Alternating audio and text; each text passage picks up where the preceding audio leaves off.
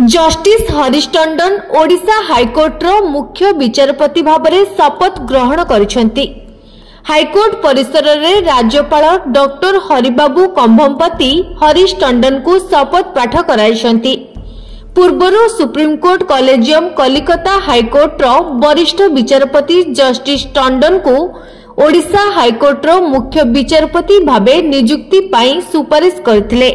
प्रधान विचारपति justice Sanjeev खान्ना अध्यक्षतार अनुष्ठित collegium बैठक में Odisha high court रो मुख्य विचारपति पदरे जस्टिस टंडन को नियुक्ति पाई सुपारिश लगी निष्पत्ति ग्रहण करा जायथिला।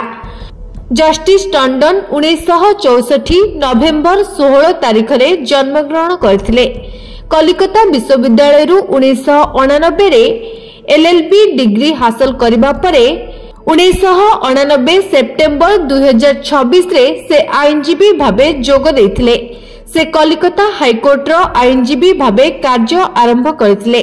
केवल एतिक नुहे, से सिटी सिविल कोर्ट, डीआरटी और सुप्रीम कोर्ट रे मध्य आईनजीवी भावे मामला परिचालन करछंती।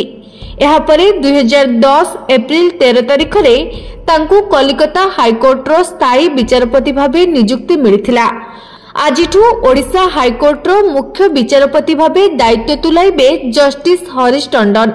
एही शपथ ग्रहण कार्यक्रम रे मुख्यमंत्री मोहन चरण माझी, उप मुख्यमंत्री प्रभाती परिडा, आईनजीवी पृथ्वीराज हरिचंदन, मुख्य शासन सचिव, हाईकोर्ट रो समस्त विचारपति, एडवोकेट जनरल समेत समस्त आईनजीवी उपस्थित थिले।